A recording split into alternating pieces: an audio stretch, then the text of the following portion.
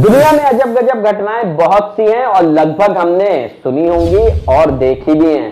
नमस्कार, मैं अमित और आप देख रहे हैं हंगामा टाइम्स।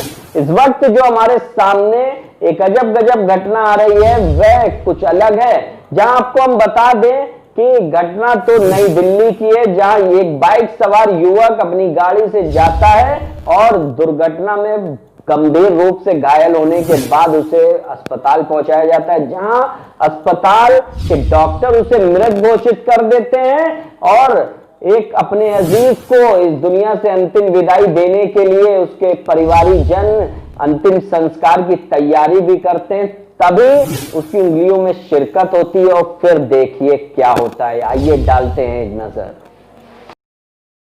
एक्सीडेंट में घायल युवक को डॉक्टर ने घोषित किया मृत, मां के व्रत की शक्ति से दोबारा जिंदा हो उठा। आपको बता दें ये नई दिल्ली की एक अजब गजब घटना है। अपने अजीज को खो देने का दुख हर किसी को होता है, लेकिन भगवान की मर्जी के आगे किसी की नहीं चलती। ऐसा ही कुछ सोचकर बिहार का एक परिवार 17 वर्षीय युवक के अंतिम संस्कार की तैयारी कर रहा था। एक्सीडेंट में घायल युवक को अस्पताल में भर्ती कराया गया था, लेकिन 3 दिनों तक ट्रीटमेंट के बावजूद वो सही नहीं हुआ। उसकी सांसें नहीं चल रही थी। ऐसे में डॉक्टरों ने उसे मृत घोषित कर दिया। परिजन दुखी मन से उसकी अंतिम विदाई में लगे थे। तभी युवक की उंगलियों में हरकत होने लगी। ये देख वहां मौजूद लोगों के होश उड़ गए। आनंद फानंद में परिवार के लोग लड़के को लेकर डॉक्टर के पास गए। वहां पाया गया कि लड़का जिंदा है।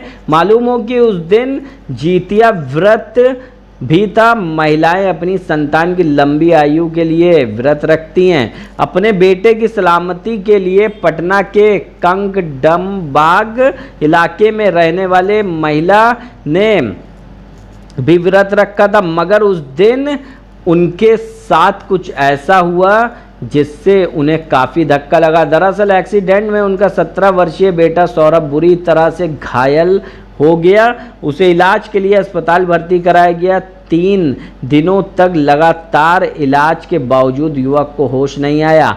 उसकी सांसें भी थमी मिली। आखिरकार डॉक्टरों ने उसे मृत घोषित कर दिया। परिवार के दूसरे सदस्यों के अलावा सौरभ की मां भी इस दुखद घटना से उबर नहीं पा रही थी, मगर उसके मन में कहीं ना कहीं ये विश्वास था कि उनका बेटा ज़रूर लौट कर आएगा।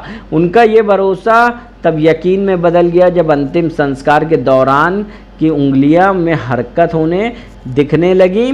दूसरे लोग जहां इसे देखकर डर गए, तो वहीं परिवार वाले युवक को लेकर तुरंत अस्पताल गए। वहां युवक का इलाज किया जा रहा है। बताया जा रहा है कि सौरभ 3 दिनों से बेहोश था। अभी उसकी स्थिति गंभीर बनी हुई है।